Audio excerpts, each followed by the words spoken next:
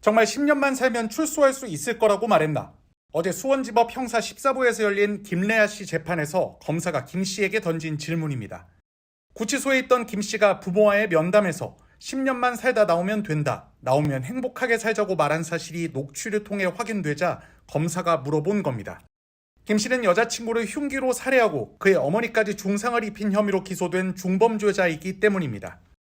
이에 대해 김 씨는 제 가족은 아무 죄가 없다며 부모님의 마음을 편하게 해드리고 싶었는데 그렇게 말해서 죄송하다고 울먹이며 말했습니다. 이날 재판에선 판사도 김 씨의 최후 진술을 들은 뒤 경악하며 던진 질문이 있었습니다.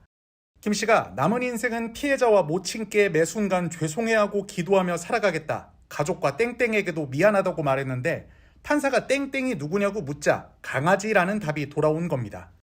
놀란 판사는 강아지에게도 미안하다는 거냐고 재차 물었고 김 씨는 고개를 끄덕이는 것으로 전해졌습니다. 김 씨는 지난 3월 경기도 화성에서 이별을 요구하는 여자친구를 살해하고 함께 있던 어머니에게도 전치 10주 이상의 중상을 입힌 혐의로 기소됐습니다. 김 씨는 범행 동기에 대한 질문을 받고 스스로도 납득이 안 간다, 잘 모르겠다고 말했습니다. 재판에서 검사는 범행의 중대함과 참혹함을 깨닫지 못하고 있는 피고인에게 중형을 선고해달라며 무기징역 선고를 요청했습니다. 1심 선고는 다음 달 23일로 예정돼 있습니다. 이별을 통보하려 한다는 이유로 여자친구를 살해한 김래아 씨 재판에서 당시 현장에 딸과 함께 있었던 어머니가 눈물로 증언했습니다. 수원지법 형사 14부 심리로 진행된 공판에서 증인으로 출석한 피해자 A씨의 어머니는 사건 발생 전날인 3월 24일 딸의 몸에서 멍과 목 부위 손자국을 발견하고 데이트 폭력을 당하고 있다는 사실과 사진을 찍혀 협박당하고 있다는 사실을 알게 됐다고 진술했습니다. 다음 날 딸과 함께 짐을 찾으려고 김래아의 오피스텔을 찾은 어머니. 이날 어머니는 김래아에게 딸의 멍자국과 상처들은 어떻게 된 거냐고 물으니 갑자기 한숨을 쉬고 일어나서 싱크대 위에 있던 칼을 잡고 저와 딸을 찔렀다며 경찰에 신고하려 하니 휴대전화를 차버렸다고 말했습니다.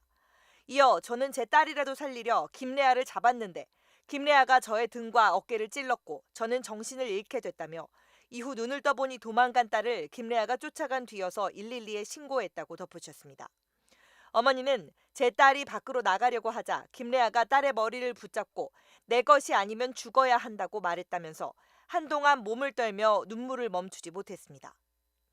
이날 법정에서는 당시 상황이 녹음된 녹취 파일도 재생됐습니다.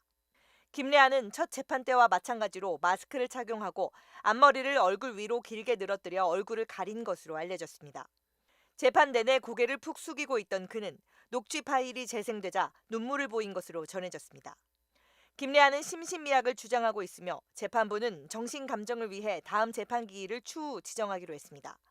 김래아는 지난 3월 25일 오전 9시 반쯤 경기도 화성시의 거주지에서 A씨와 A씨 어머니에게 흉기를 휘둘러 A씨를 숨지게 하고 어머니에게는 최소 전치 10주의 중상을 입게 한 혐의로 기소됐습니다.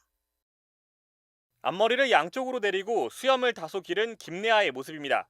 범죄자의 인상착의를 기록하는 사진인 이른바 머그샷에 찍힌 모습인데 검찰이 이를 공개했습니다.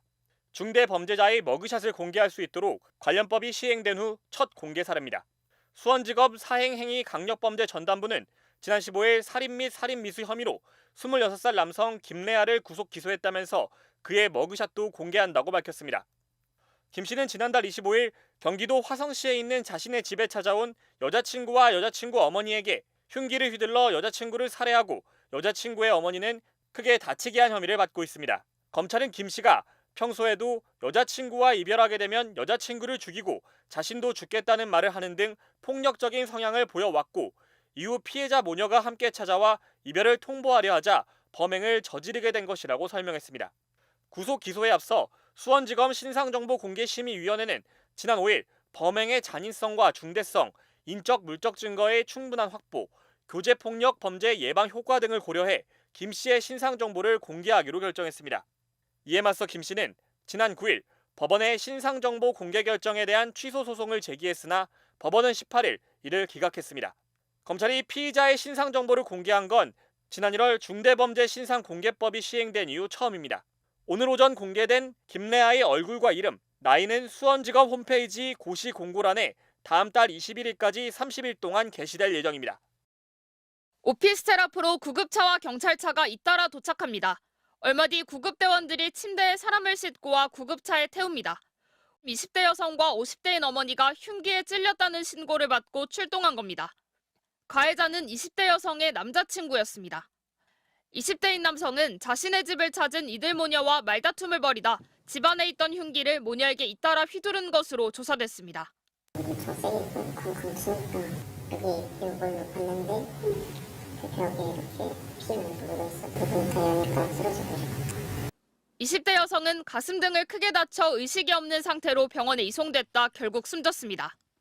어머니 역시 옆구리 등을 크게 다쳐 위중한 상태인 것으로 알려졌습니다. 7층에서 범행을 저지른 남성은 계단을 따라 1층으로 내려갔습니다. 남성은 모녀를 찌른 뒤 달아나다 이곳 오피스텔 밖 경비실 앞에서 붙잡혔습니다. 남성은 경비실에 들어가 경찰에 신고해달라고 요청한 것으로 알려졌습니다. 피를 철철 흘리면서 신고 좀 해달라고 누가 쫓아온다고 그러고 저 문을 잠그고 그리고 여기 와서 잔뜩 쪼그리고 앉아있는 경찰. 경찰은 붙잡힌 남성이 술이나 마약을 하지는 않은 것으로 보인다며 당초 모녀가 왜 피해자의 집을 찾아갔는지와 정확한 범행 동기 등을 조사한 뒤 구속영장 신청을 검토하겠다고 밝혔습니다. MBC 뉴스 재은유입니다.